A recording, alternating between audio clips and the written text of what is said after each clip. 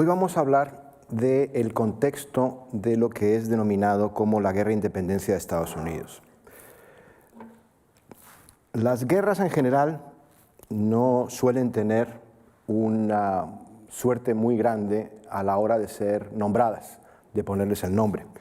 En el siglo XVIII, la guerra que tuvo lugar justo antes de la guerra llamada Independencia de los Estados Unidos es la Guerra de los 7 años, que es evidentemente un nombre puesto como la Guerra de los 100 años una vez que ha terminado.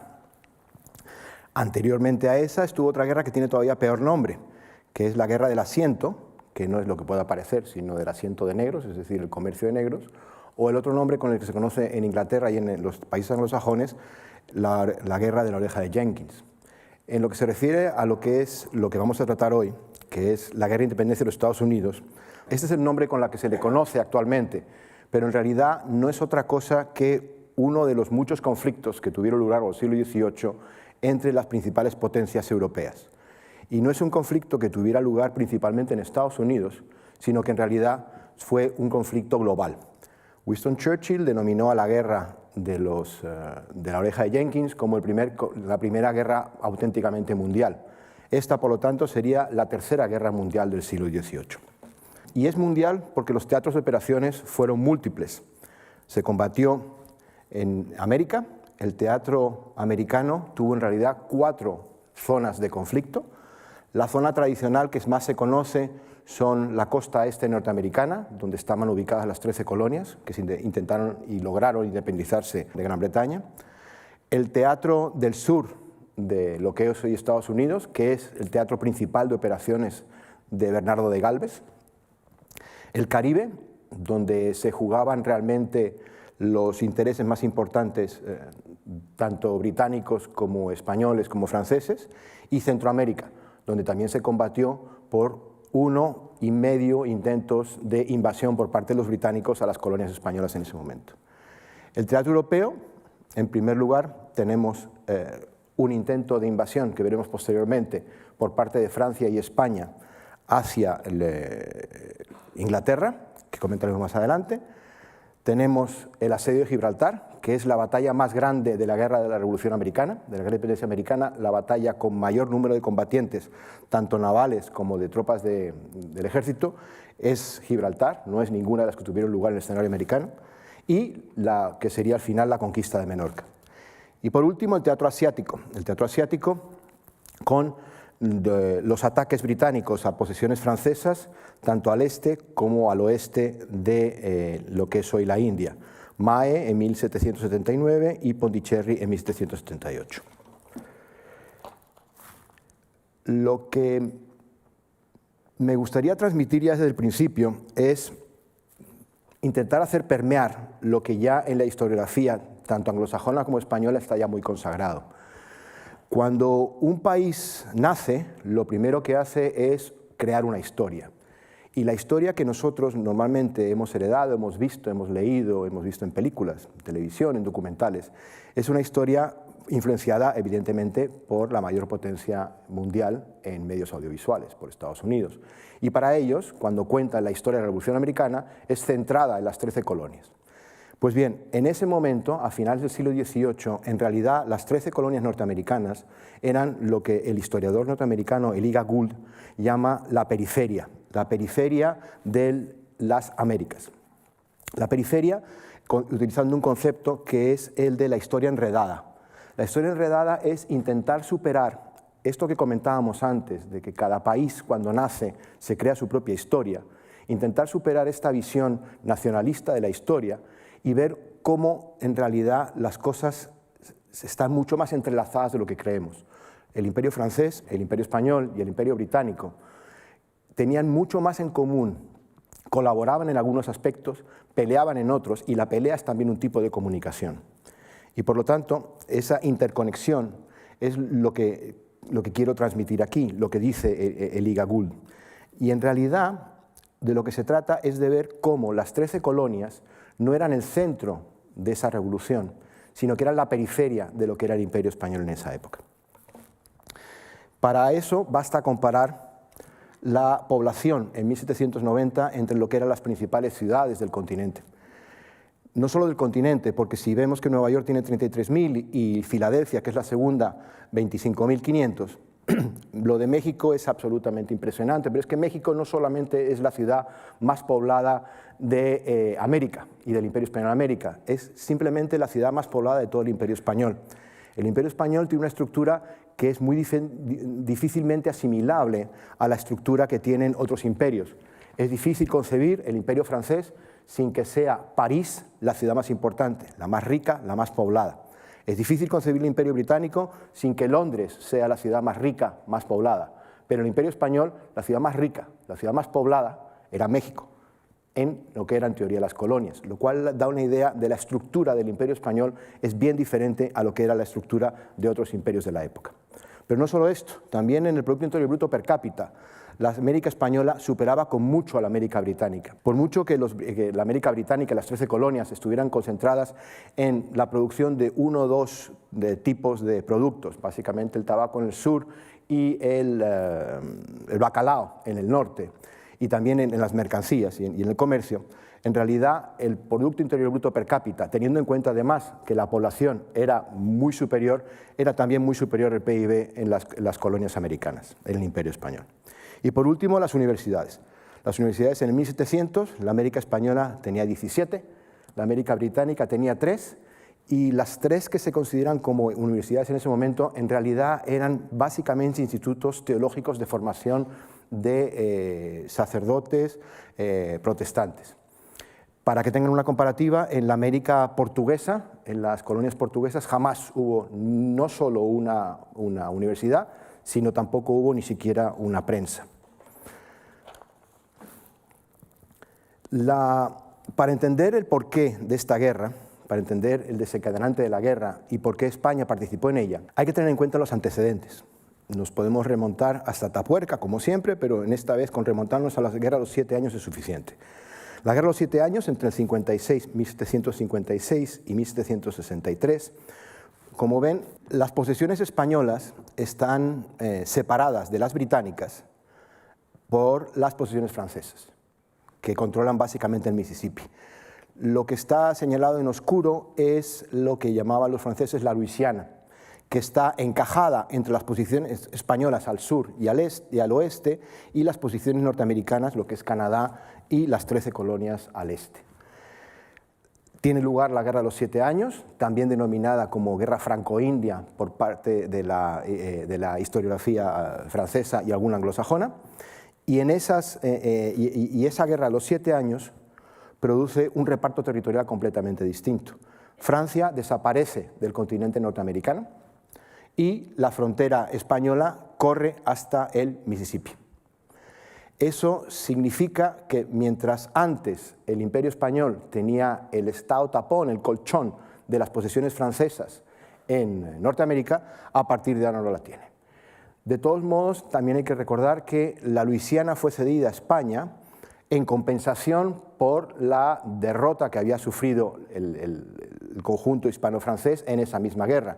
En esa misma guerra hay que tener en cuenta, lo haremos después, que los británicos toman La Habana, y eso fue tomado como un revulsivo por parte de los gobernantes españoles para cambiar completamente el sistema defensivo.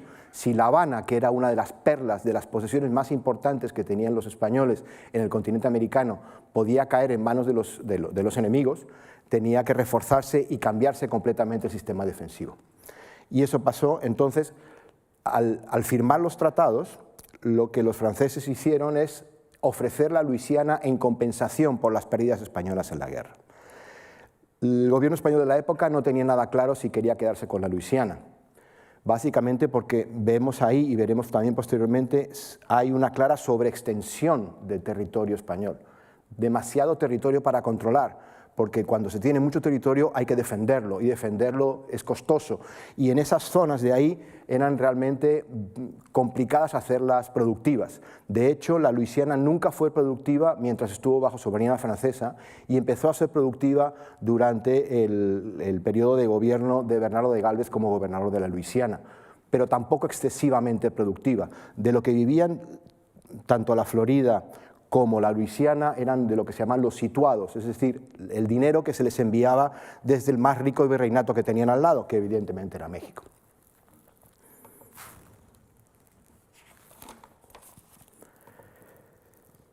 Los intereses globales de España en la Revolución Norteamericana se explican por una serie de... En primer lugar, la obsesión británica por mantener su prestigio internacional. Dice un proverbio, creo que es japonés, que se aprende poco con la victoria, en cambio mucho con la derrota. Y este es un ejemplo perfecto. Los británicos ganaron la guerra a los 7 años y se sentaron directamente en el trono a disfrutar de sus ganancias. Francia, derrotada, lo que hizo fue empezar a prepararse para el siguiente conflicto y para poder recuperar su papel internacional. Y España exactamente igual. En esta época empieza lo que se llama las reformas imperiales, que en España conocemos como las reformas borbónicas, en cuanto al imperio. Las reformas británicas son básicamente intentar hacer productivas las 13 colonias y poder tener ingresos suficientes para poder costear la defensa de las 13 colonias y de todo el territorio adquirido en esa época. ¿Eso qué significó? Desde el gobierno británico, el primer ministro Grenville decidió hacer lo que se llama el plan de reformas, y en ese plan de reformas estaba subir una serie de impuestos a los colonos de las 13 colonias. Colonos que hasta entonces pagaban muy poco o escasamente nada. Al estar separados de la metrópoli, en realidad su economía era casi autosuficiente y las mercancías no pagaban impuestos para ir de un lado a otro del Atlántico, o muy pocos. Y entonces lo que hizo Grenville fue proponer al Parlamento una serie de reformas, una serie de leyes para que los colonos norteamericanos contribuyesen a la defensa de su propio territorio. Estas son las que se llaman las leyes intolerantes o las actas intolerantes por parte de los colonos norteamericanos cuando se rebelan, que es básicamente un impuesto sobre el papel sellado, un impuesto sobre el azúcar y otra serie de impuestos más. Que en realidad la pelea que tiene lugar al principio es una pelea de representación, se mandan colonos norteamericanos a Londres, entre ellos por ejemplo Benjamin Franklin, se le manda a Londres para que represente a las colonias para exigir que estos impuestos no se terminen aplicando. Se terminasen aplicando o no se terminasen aplicando, eso creó el caldo de cultivo que estallaría en lo que hoy conocemos como la Revolución de Independencia de Estados Unidos. En cambio en España, las reformas imperiales españolas, las reformas borbónicas. En primer lugar, tienen como catalizador, que ya hemos visto antes, la Guerra de los 7 años. La pérdida de La Habana supuso un revulsivo tremendo. Se dieron cuenta los gobernantes españoles que no funcionaba el sistema defensivo y que había que cambiarlo completamente. Se cambian regimientos, se crean nuevos regimientos, se cambian la estructura de la Marina, se potencia la Marina, se da un revulsivo completo al concepto de defensa que ya veremos más adelante. Las reformas borbónicas en América, la idea general es hacer América más productiva y que estuviese bajo el control efectivo de la corona y no de las élites criollas.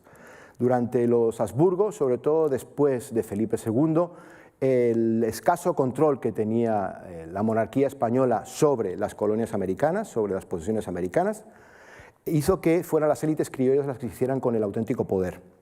Y eso significaba que poco rendimiento se le sacaba a las colonias. El término colonia o imperio es equivalente, no tiene ningún término peyorativo, es empleado indistintamente por la historiografía. Yo sé que en el día a día puede tener un poco de connotaciones negativas, pero en la historiografía hablar de colonias no implica necesariamente un sistema extractivo de control y que sea malo per se, como hablar de imperial tampoco. Entonces, esto de la pérdida de poder de las élites criollas se ha visto tradicionalmente por la historiografía, tanto española como latinoamericana, como el germen de la independencia, de los movimientos independentistas americanos en la segunda década del siglo XIX. Ya hablamos antes de la necesidad que tiene todo país al nacer de crearse una propia historia. Esto no fueron ajenos ni México, ni Argentina, ni Cuba, ni ningún país latinoamericano. Tampoco lo fue ajena a España. Cuando España se convierte en España con la unión de los reinos de Castilla y Aragón, en realidad una de las cosas primeros que se hacen es encargar una historia de España al padre Mariana. Es una cosa muy tradicional, en Alemania pasa exactamente lo mismo, en Inglaterra pasa exactamente lo mismo, en todas partes. Y entonces, este movimiento nacionalista historiográfico quería ver los antecedentes de las independencias latinoamericanas en esto, en las reformas borbónicas, en la pérdida de poder de las élites coloniales. La nueva visión es diferente, veremos más adelante por qué. La nueva visión es que las reformas borbónicas en el Imperio Español no supusieron una quiebra como sí supuso el plan de reformas imperiales británicas, y que al final, lo que sucedió al final del siglo XVIII es que el Imperio Español estaba francamente bastante bien cohesionado. Las raíces de la independencia, que no es el motivo de esta conferencia, son completamente distintas y tienen otra serie de desencadenantes. Hay un nuevo concepto de defensa imperial. Se sustituye, según Mario Hernández Sánchez Barba, el viejo concepto estratégico de defensa por un nuevo concepto más amplio de seguridad. El concepto de defensa es un concepto fundamentalmente militar, basado básicamente en el poderío naval y en el poderío de tropas sobre el terreno. En cambio, el nuevo sistema de seguridad es un concepto que reforma también la economía, reforma también los transportes, reforma también las universidades, reforma la administración, para tenerlo más controlado. Es decir, la defensa son solamente aspectos militares y la seguridad tiene aspectos militares, pero otros no menos importantes como los económicos o los generalmente estratégicos. Y por último, lo del fabianismo. Quintus Fabius Maximus es un general romano de la Segunda Guerra Púnica, que ganó la Segunda Guerra Púnica ejecutando retiradas, básicamente retirándose, practicando la táctica de la tierra quemada y dando tiempo a que Roma se pudiese defender. Y entonces el fabianismo no es más que una táctica dilatoria, es intentar retrasar al máximo el momento de confrontación, por unas razones, por consideraciones estratégicas, es decir, para estar mejor preparado para esa confrontación que se ve, como decía el propio Floridablanca en su época, prepararse para la guerra como si fuera inevitable, pero hacer todo lo posible por evitarla.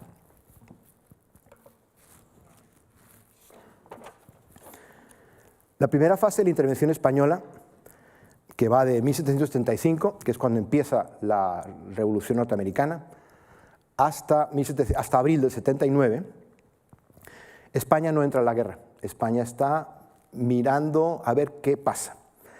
Es una vieja táctica entre los imperios, y no solo de los imperios, sino que de cualquier confrontación internacional debilitar al enemigo por cualquier manera posible. Los británicos, Inglaterra en ese momento, cuando su largo enfrentamiento con España a partir del siglo XVI, Felipe II crea una institución creo que es Salamanca, el Colegio de los Irlandeses, donde se forman curas irlandeses para mandarlos de espías y de agitadores a Irlanda para que tengan un problema los ingleses con su nueva adquirida colonia de Irlanda. Y es una cosa que se ha hecho siempre.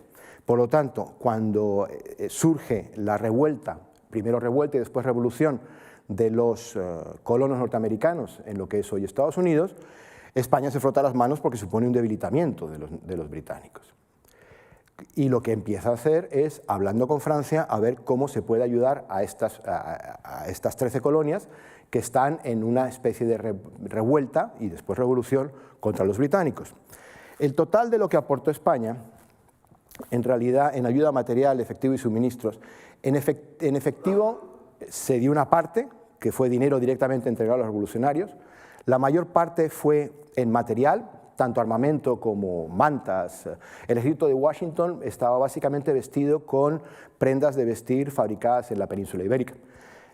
Cañones, balas, mosquetes, lo que fuera, con tal de apoyarlos y que siguieran desangrando al Imperio Británico. En total, todo contado, y no es fácil contar todo lo que se dio porque hay varias cuentas distintas, como pasa siempre, al final unos 13 millones reales de vellón, que comparados a las libras tornesas y haciendo la equivalencia, es escasamente un 10% de lo aportado por Francia. Pero,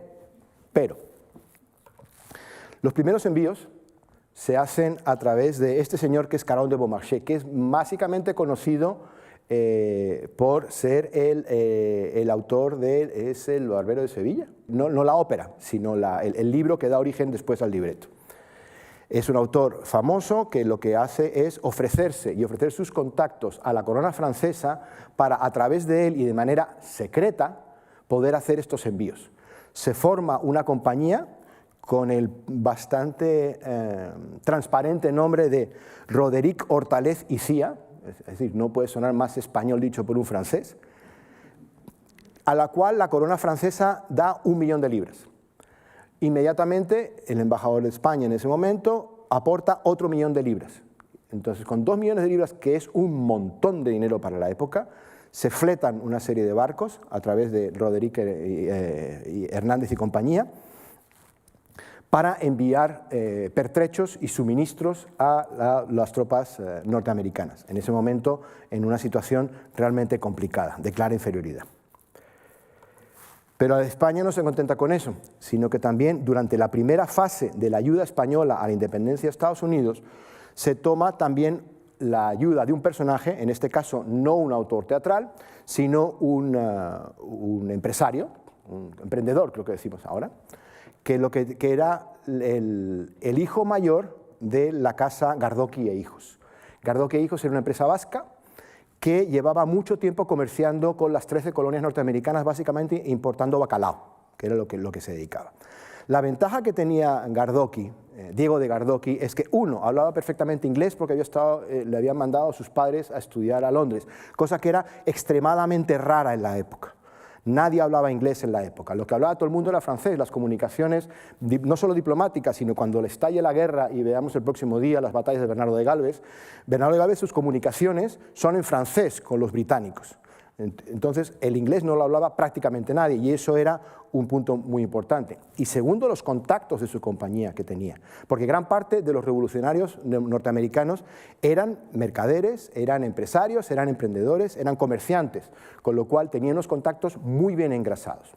El problema básico es que Gardoqui, que después sería nombrado el primer embajador de España, ministro en este caso, pero equivalente como embajador, el primer embajador de España ante los Estados Unidos, a veces no distinguía muy bien lo que eran sus intereses particulares como miembro de Gardoqui e Hijos de los intereses de la corona, lo cual crearía algún que otro problema, pero que no es el caso para hablar hoy. Cuando las operaciones de Gardoqui e Hijos se vuelven complicadas, porque se le interceptan varios envíos por parte de la Marina Británica que iban hacia el norte, hacia Boston y hacia Filadelfia, se elige una segunda ruta de aprovisionamiento que es a través de la Luisiana, a través de lo que era Bernardo de Galvez el gobernador. Y entonces en esos envíos a la Luisiana lo que se hace es, se mandan unas cajas en las cuales dicen que son mantas y tiendas, cuando en realidad lo que llevan eran armas. Bernardo de Galvez las recibe en la Luisiana, en el puerto de Nueva Orleans, las descarga de los barcos españoles, les cambia las etiquetas para que no se sepa de dónde vienen y llegan los norteamericanos, los enviados norteamericanos y se las llevan subiendo por el Mississippi para aprovisionar y habituallar a las tropas norteamericanas.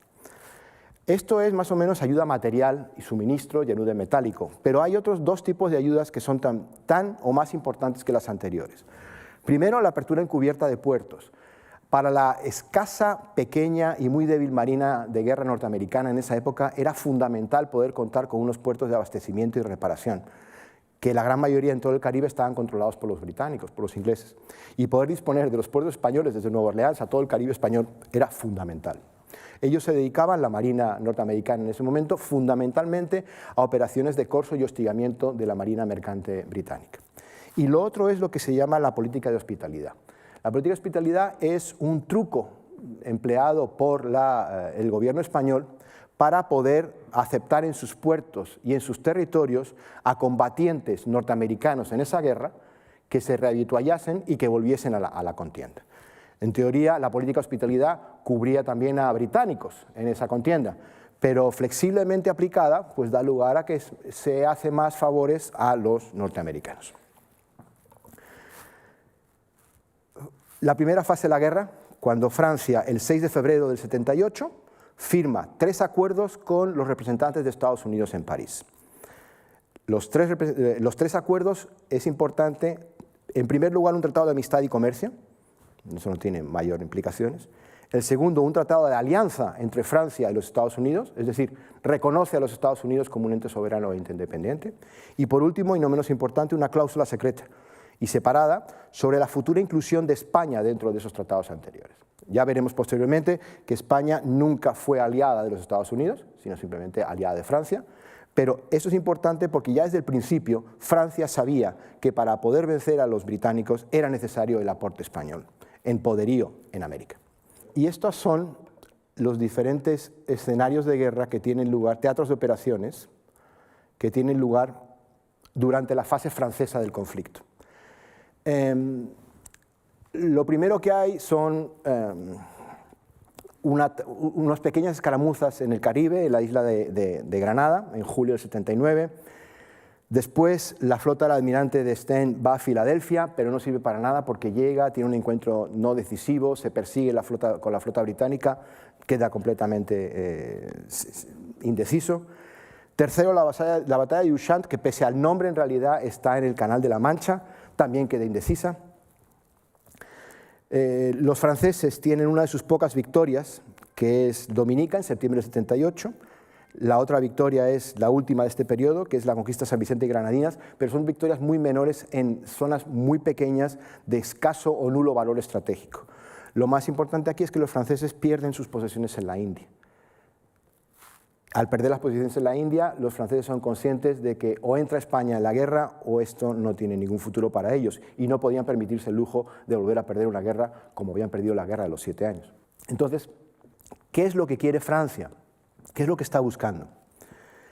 El objetivo fijado en los 3 tratados, el de amistad, el de alianza y la cláusula secreta, era en teoría asegurar la independencia de los Estados Unidos. Pero en realidad el interés fundamental francés es debilitar a Gran Bretaña y restaurar a Francia en su posición imperial que tenía antes de la guerra, concretado en 3 aspectos fundamentales.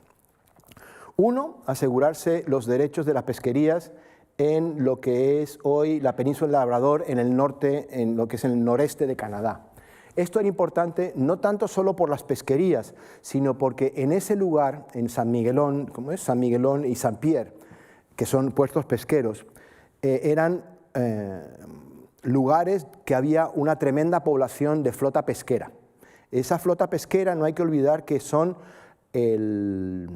la columna vertebral de las marinas de guerra. Las marinas de guerra se nutren de marineros, pero para nutrirse de marineros tienen que ser marineros previamente. No vale con reclutar gente que esté acostumbrada al campo en la mitad de París y meterlos en un barco. Eso no sirve absolutamente para nada. La recluta en la armada, en las armadas de la época, tenía que ser gente con experiencia marinera. Y estos 2 enclaves en Norteamérica eran esenciales porque nutrían a la Armada francesa de un porcentaje enorme de los marineros que eran las tripulaciones de sus barcos de guerra. Por lo tanto, era esencial para ellos poder recuperarla. Segunda cosa que quieren conseguir es la reconquistar Senegal. Y Senegal lo quieren reconquistar básicamente para tener su propio terreno en África para surtirse de esclavos, básicamente. Y por último, refortificar Dunkerque. Dunkerque, como todos sabemos por la película famosa de Dunkerque, está en Francia. Pero Dunkerque fue durante cientos de años una posesión británica en Francia. Y en el tratado que dio fin a la Guerra de los 7 años, sigue siendo francés Dunkerque, ya lo habían recuperado bastante tiempo antes, pero se habían comprometido a no fortificarlo. Y esa no fortificación de Dunkerque es una espina clavada en el honor francés, del mismo modo sentido como se siente o como se sentía la espina en el honor español de Gibraltar perdido en la Guerra de Sucesión Española. Que no solo Gibraltar, a diferencia de Dunkerque, estaba en posesión de los británicos, Dunkerque estaba en posesión francesa, pero no podía rearmarse, es decir, tenía una soberanía limitada. Y esto era muy resentido por parte de los franceses.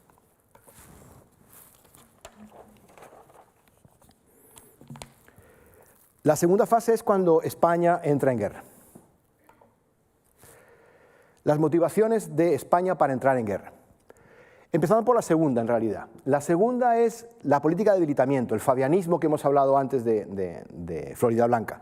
Ya estaba agotado, ya se puede esperar un rato, se puede dar largas, pero al final no hay más remedio que enfrentar la realidad. Y ya estaba la fruta suficientemente madura, la situación ya estaba suficientemente crítica como para ya haberse agotado este fabianismo, esta espera. Según el primero, que hemos puesto ahí, el enemigo de mi enemigo es mi amigo. Es una vieja máxima aplicada desde los romanos. Cuando tu enemigo tiene un problema, eso automáticamente convierte a su enemigo en tu amigo.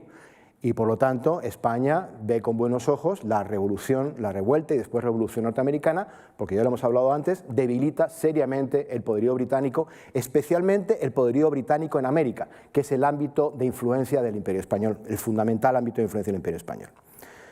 Tercero, el mejor vecino es el vecino más débil. España se planteó, el gobierno español se planteó en esa época qué era mejor. Vimos antes el mapa de 1763, en el cual la frontera española lindaba, una vez desaparecidos los franceses, lindaba con los británicos. Y España, los gobernadores españoles, se plantearon, los gobernantes, perdón, se plantearon qué es mejor, tener al Imperio Británico como vecino, a tiro de piedra del otro lado del Mississippi, o tener a una autoproclamada república independiente de 13 estados, de la cual no se sabe qué estructura va a tener. Hay que tener en cuenta que en esa época las repúblicas tenían muy mala reputación respecto a cómo podían llevar sus asuntos. La única excepción era Holanda. El problema de eso es que se concebía en la teoría política de esa época que las repúblicas tenían un máximo de expansión territorial posible y que a partir de cierta cantidad de territorio y de cierta cantidad de población el sistema republicano era imposible de hacer funcionar. Por lo tanto, España dice, si estos 13 colonias que se van a proclamar en Estados Unidos, que esa es otra historia, porque Estados Unidos se proclama independiente, la realización de esa independencia tiene lugar con los tratados de París, que veremos más tarde en 1783, pero hasta la Constitución norteamericana, el sistema central de gobierno norteamericano es tremendamente débil.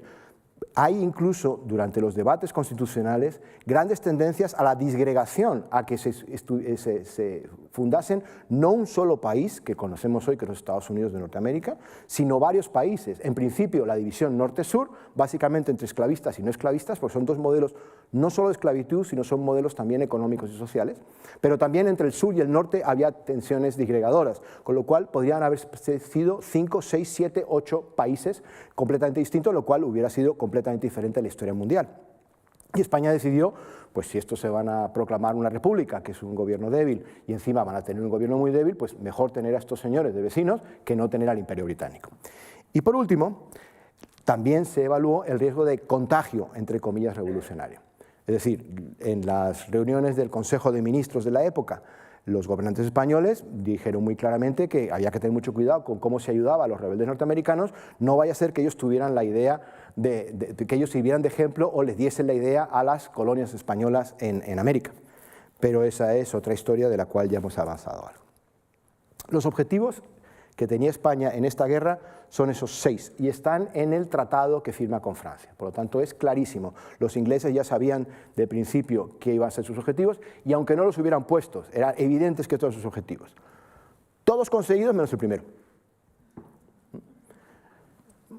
que hoy todavía colea, pero hay que tener en cuenta que en esa época todo es intercambiable, es un juego imperial. Es decir, Movila, que es una población en el sur de Estados Unidos, Pensacola, que es otra población en Estados Unidos, está dispuesto el gobierno español a cambiarlas si Gibraltar hubiera vuelto a España. Menorca, que es otra de las cosas que se quiso recuperar, al final se consiguió recuperar por medio de una invasión, una operación militar franco-española, dirigida por un general francés y con tropas mayoritariamente francesas. Segunda cosa, el pacto con Francia se firma en el Tratado de Aranjuez el 12 de abril del 79 y la declaración de guerra tiene lugar el 16 de junio del 79. Pero antes de la declaración de guerra ya todos sabían que iba España a entrar a la guerra y las tropas españolas llevaban movilizándose y preparándose desde mucho tiempo antes. Y los británicos evidentemente lo sabían. Ahora esto es una comparativa de las armadas, de lo que es primero la armada británica o inglesa y la armada francesa en 1775. Con este equilibrio de fuerzas es imposible que el bando francés pueda tener control. No solo eso, sino que eso implica que los británicos tienen el dominio de las comunicaciones, tienen el dominio de los mares, pueden golpear donde, cuándo y como quieran. Entonces los franceses aguantaron hasta que en 79, estos son solo navíos de guerra, lo que llaman navíos de 3 puentes, no cuenta fragatas y otra serie de navíos, estos son los grandes, que da una buena idea de la comparativa. Los británicos han reducido, porque algunos han perdido en los años de conflicto, y la flota conjunta hispano-francesa ya es muy superior a la británica. ¿Eso qué permite? Pues permite exactamente lo que hacían los británicos antes, golpear donde quieras, como quieras y cuando quieras. Y esa es la principal contribución estratégica que tiene lugar en este momento con la entrada de España en la guerra de independencia de Estados Unidos. Las consecuencias de la entrada de España en la guerra.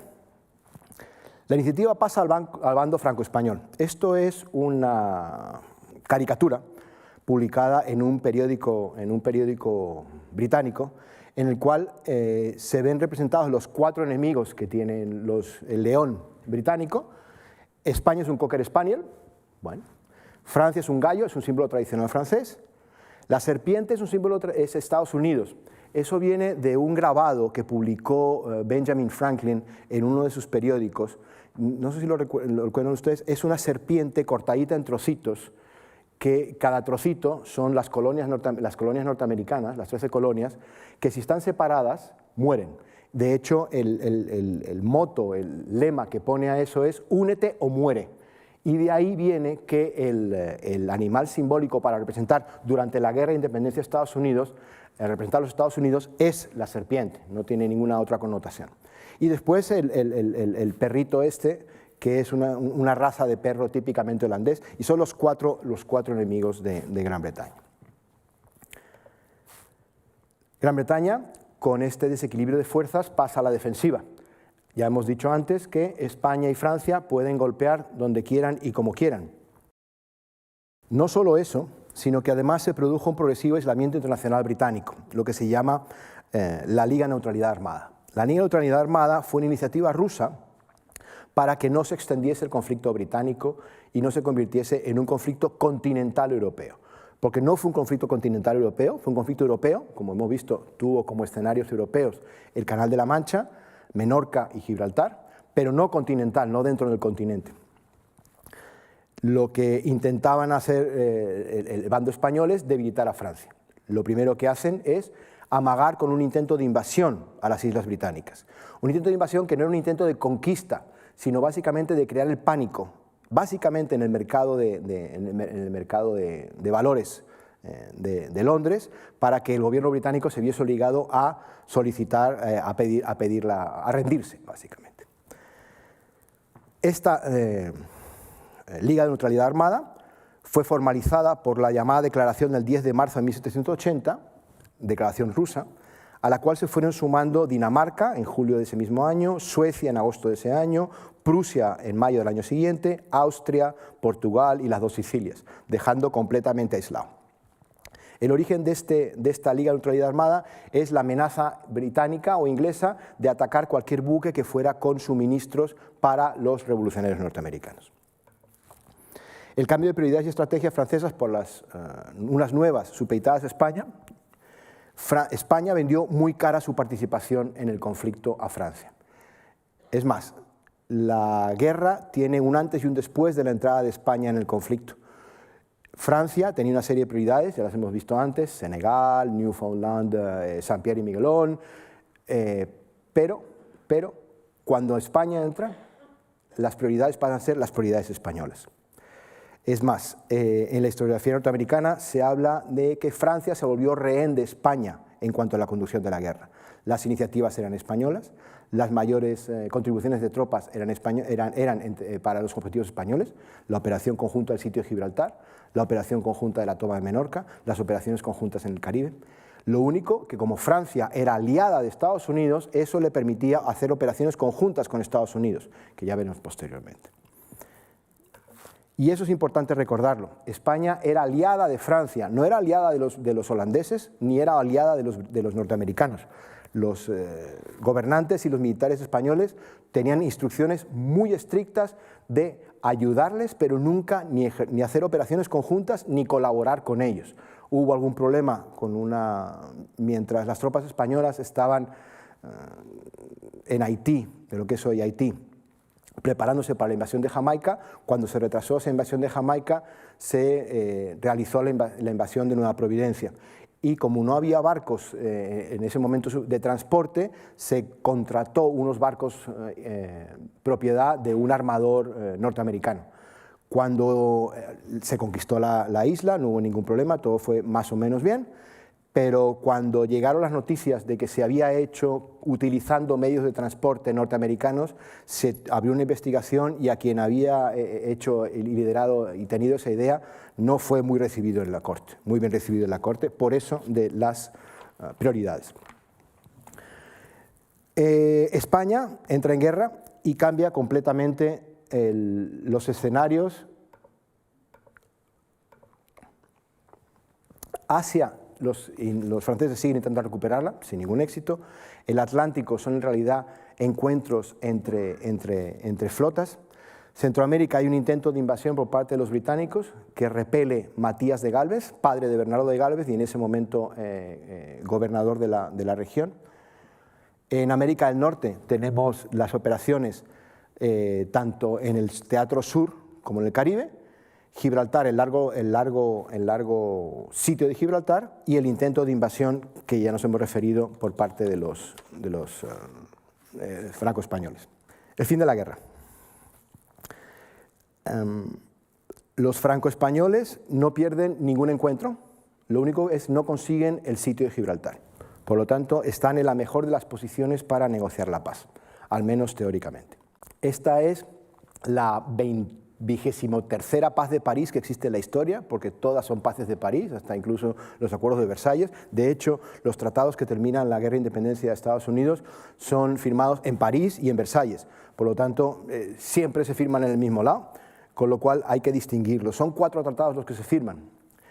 Estados Unidos y Gran Bretaña en septiembre del 83, en París. Francia y Gran Bretaña el mismo día en Versalles. España, Gran Bretaña el mismo día en Versalles también. Y por último, el 20 de mayo del año siguiente, el de Holanda con Gran Bretaña.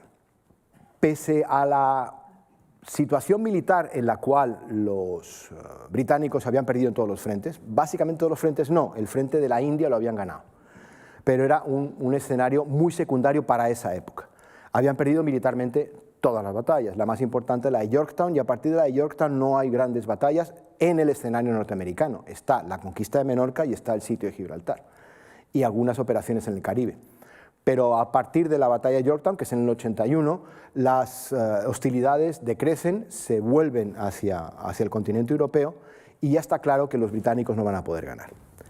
Pero la gran ventaja que tienen los británicos es que, pese a haber perdido en lo militar, son, como hemos visto, una de las partes en cada uno de estos tratados. Es decir, tienen una visión global de lo que están firmando con cada uno. Los británicos saben lo que están negociando con los norteamericanos, saben que están negociando con los franceses, saben que están negociando con los holandeses y que están negociando con los españoles. Con lo cual, pueden, si no enfrentar uno a otro, sí crear tensiones entre uno y otro. Si a ello le sumamos que España no fue aliado de Estados Unidos nunca, cuando los británicos firman su tratado correspondiente, los norteamericanos y los británicos firman su tratado correspondiente, las concesiones en ese tratado son concesiones que van en contra de lo que después firmarán con España. Básicamente en una serie de puntos que es la definición de la frontera y la navegabilidad del Mississippi, que ahora lo veremos. Con lo cual, eso les permitió a los británicos tener una visión de conjunto y jugar unos contra otros y poder debilitar en esa paz. Estados Unidos, por su parte, tiene un único objetivo, que es la independencia. Lo demás no le importa. Las fronteras en realidad no le son relevantes en ese momento. Lo que quiere es la independencia. Pelea por las fronteras, pelea por la navegabilidad del Mississippi, pero decide darle tiempo al tiempo. Lo importante es haber ganado la guerra y haber sido reconocido como un nuevo Estado en el concierto de las naciones. Y después tiene un equipo negociador brillante, liderado por Benjamin Franklin. Y España, al no ser aliado de Estados Unidos, estaba completamente en desconocimiento de qué es lo que estaban haciendo los norteamericanos con los británicos. Los problemas que quedan de cuestiones pendientes para las relaciones entre España y los Estados Unidos es, ya lo hemos mencionado antes, la navegabilidad del Mississippi. Para España, el Mississippi era suyo. Para los norteamericanos era suyo. Para los británicos, ellos se lo ceden a los norteamericanos. El problema jurídico es bien complicado porque en derecho internacional actual los ríos que pasan por varios estados tienen que tener los estados ribereños acceso a ese río para poder sacar sus comercios, el transporte de personas y mercancías. En esa época no, en esa época se regulaba por medio de tratado. España había regulado en un tratado anterior con los británicos ciertas condiciones, no de libre navegación, pero sí de navegación ventajosa, de británicos por el Mississippi. En teoría, eso lo que hace es, los británicos ese derecho se lo ceden a los norteamericanos y los norteamericanos lo reclaman frente a los españoles. Pero España dice, no, porque yo se lo cedí a los británicos, pero para cedértelo a ti tengo que cedértelo a ti. Los británicos no pueden ceder ese derecho sin mi consentimiento. Y es muy importante porque si los norteamericanos no tienen la navegabilidad del Mississippi, no pueden sacar gran parte de sus mercancías y no pueden tener acceso a lo que es la parte más del oeste de sus territorios de esa época.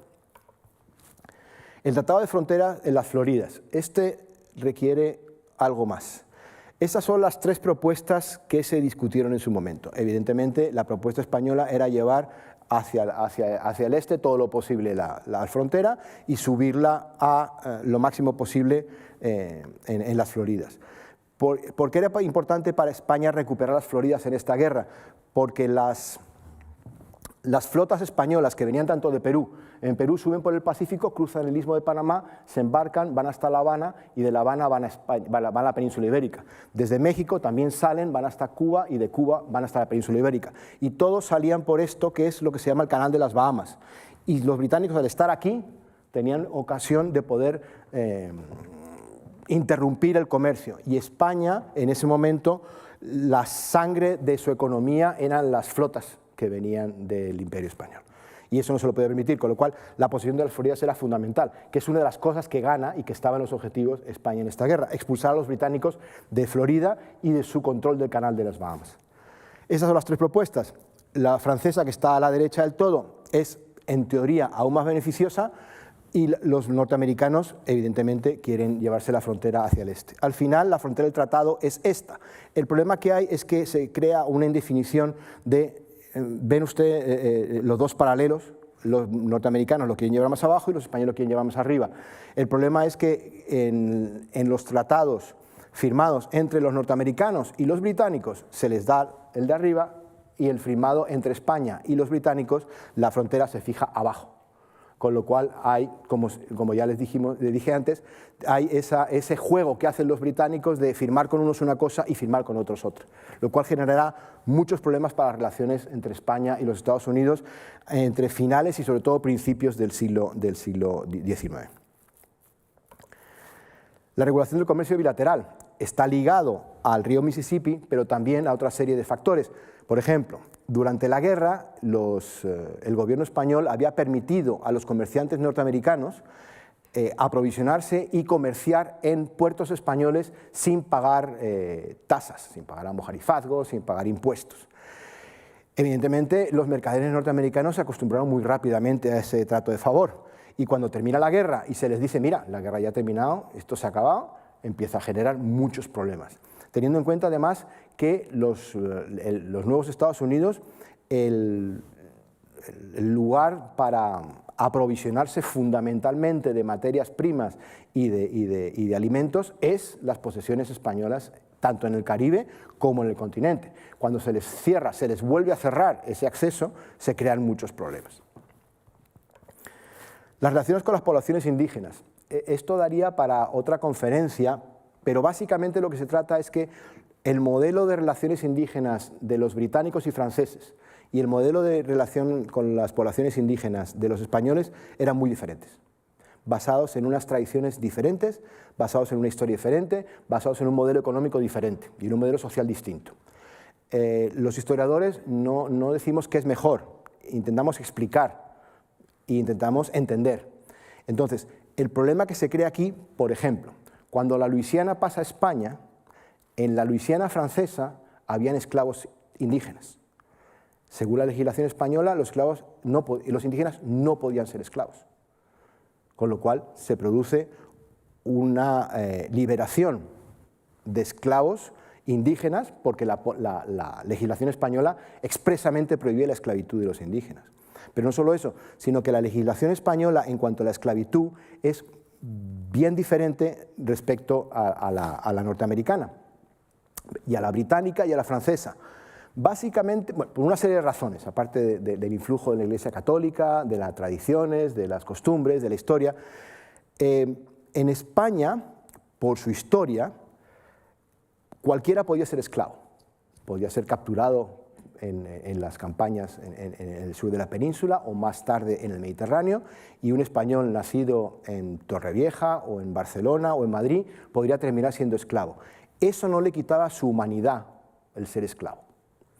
No había una ligazón entre raza y esclavitud, que sí la hay en el modelo de esclavitud británico. El negro termina convirtiéndose en sinónimo de esclavo. Eso no es así en el derecho español.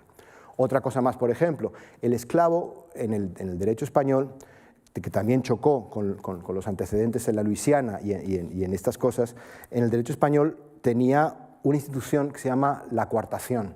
La coartación es, el esclavo tenía derecho al descanso dominical, y en el descanso dominical podía trabajar, y el dinero que ganaba con ese trabajo podía ahorrarlo para comprar su libertad o la de quien quisiera. ¿Cómo se hacía esto? El esclavo iba ante un magistrado español y le decía: quiero comprar mi libertad.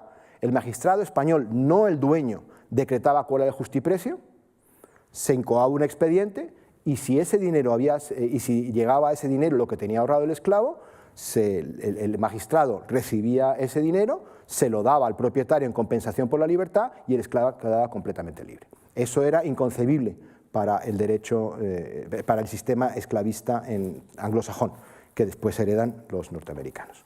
Y eso crea tensiones después cuando España adquiere las Floridas y está en conexión con los estados más esclavistas del sur. Se producen unos trasvases de población tremendos de esclavos negros desde las colonias norteamericanas hacia las colonias españolas, buscando esa vía de poder tener acceso a una vida, no sé si mejor, pero desde luego por lo menos tener la posibilidad de poder tener una garantía de ser libres si se cumplían una serie de circunstancias. Seguimos con las consecuencias. El impacto ideológico de la guerra de independencia de Estados Unidos. Es tradicional en la historiografía hablar de la era de las revoluciones, y suena todo muy bonito. Es decir, la guerra de las revoluciones empieza con la Revolución Americana, sigue con la Revolución Francesa, sigue con la independencia de Haití, y después otra serie de revoluciones a lo largo de principios del siglo XIX. Suena muy bonito, pero cuando llegamos a la segunda década de 1800 y se producen las independencias latinoamericanas, al final el modelo quiebra, porque no tienen nada que ver las independencias latinoamericanas. Es decir, no se produjo efecto contagio entre la revolución de Estados Unidos, la independencia de Estados Unidos, y la independencia de las colonias españolas en América. Por varias razones. Una, por el idioma. Por mucho que escribiesen una declaración de independencia maravillosa, nadie en las colonias españolas ni en España hablaba inglés. La influencia es básicamente francesa, con lo cual sí hay influencia francesa, pero no norteamericana. Para Gran Bretaña, el fin de la guerra de independencia de Estados Unidos supuso el fin del primer imperio británico y el principio del segundo imperio británico. Los gobernantes ingleses pensaron, el origen de todo esto es porque los colonos de las 13 colonias norteamericanas se han creído que son ingleses. De hecho, cuando Franklin hace sus gestiones en Londres para defender los intereses de las 13 colonias, lo que dice siempre es: nosotros somos británicos, somos ingleses, tenemos derechos como ingleses, y está la famosa frase de no hay tasación o no hay impuestos sin representación. Lo que querían ellos es ser soberanos en aprobar sus propios impuestos. ¿Eso qué implica? Eso implica que el modelo del primer imperio británico dio la sensación de que los colonos en América tenían derechos. Estoy razonando como razonaba el gobierno británico de 1783. Y dijo: esto no va a pasar nunca más. A partir de ahora, las colonias que vamos a tener no van a creerse jamás que son británicos ni que son ingleses. No van a tener ningún tipo de derechos, y lo vamos a dejar bien clarito desde el principio. Y así lo hacen cuando llegan a la India y cuando llegan a África. Estos dos son posteriores, estas dos ilustraciones, ¿no? Evidentemente.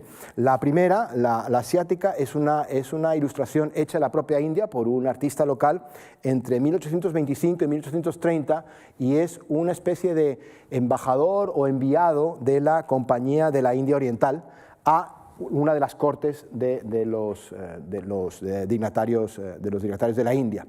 La segunda es una caricatura de una revista que se llama Punch, finales del siglo XIX, y ese es Cecil Rhodes, que es el fundador del Imperio Británico en África, y se llama el Coloso de Rhodes, por el Coloso de Rodas, y es la famosa idea de los británicos de controlar África desde el norte hasta el sur, que es lo que dará después el lugar a los enfrentamientos con Francia a finales del siglo XIX por el famoso incidente de Fashoda, porque los franceses tenían la idea de conectar sus posesiones coloniales de este a oeste.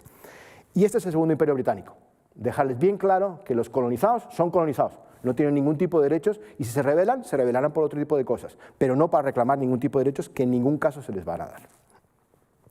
Para Francia, si bien la conexión entre las deudas provocadas por el conflicto, es decir, ese 90% del total que le dieron y que les costó, y la bancarrota francesa últimamente parece ser que no es tan directa, lo que es cierto es que tras la victoria en la guerra de independencia de Estados Unidos y la firma de los tratados, Francia entra en bancarrota.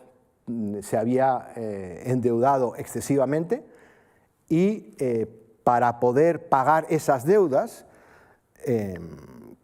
hace unas reformas económicas de Necker que no funcionan y después no tiene más remedio el rey que convocar los Estados Generales, y los Estados Generales son el principio del fin de la monarquía absoluta francesa. Los Estados Generales, la Revolución, la toma de la Bastilla.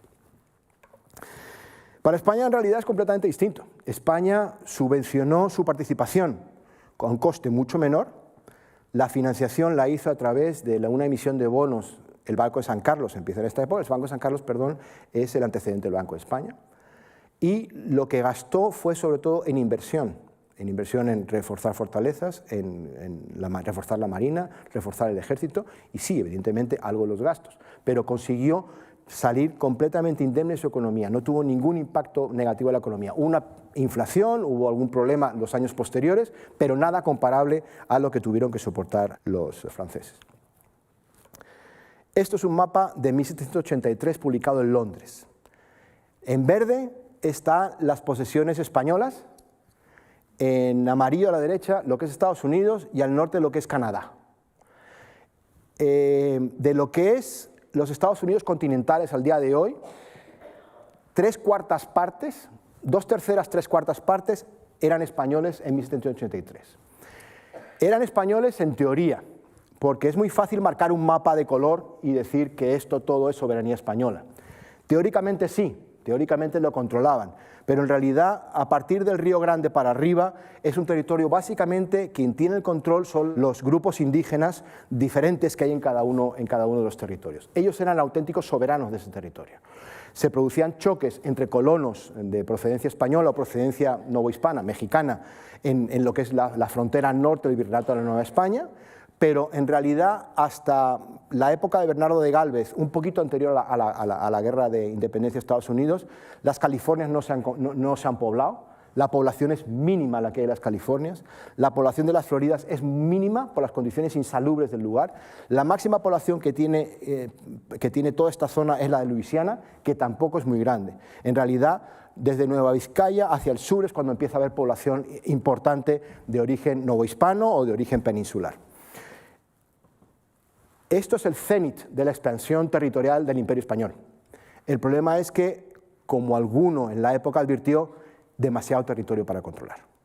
A partir de ese momento, solo la defensa de esto es un derrame de recursos, tanto de humanos como materiales, para la corona española y, en teoría, no era más que cuestión de tiempo que esto empezase a generar problemas. Básicamente, cuando Estados Unidos proclama su nueva constitución, se dota de un gobierno mucho más fuerte de lo que se pensaba y consigue tener una estructura que va a empezar a empujar hacia el Mississippi, va a empezar a empujar hacia el este y va a empezar a empujar hacia el sur. Pero eso, evidentemente, cuando en 1775 o 1779 o 1783, que es cuando termina la guerra, los gobernantes españoles estaban planeando la estrategia, no podían tener en cuenta estas cosas. Es decir, a 40 años vista, pese a ser un gobierno de la monarquía absoluta, de la monarquía ilustrada, que sí tenía una visión a medio plazo y a largo plazo, 40 años después era imposible preverlo. Con lo cual, 783, el cenit, pero también es una expansión que es inasumible ya. Es decir, es tan grande el imperio que los costes de mantenimiento empiezan a crujir con los beneficios que se obtienen de este imperio. Y con esto, señoras y señores, muchísimas gracias. Yo creo que hemos terminado por hoy.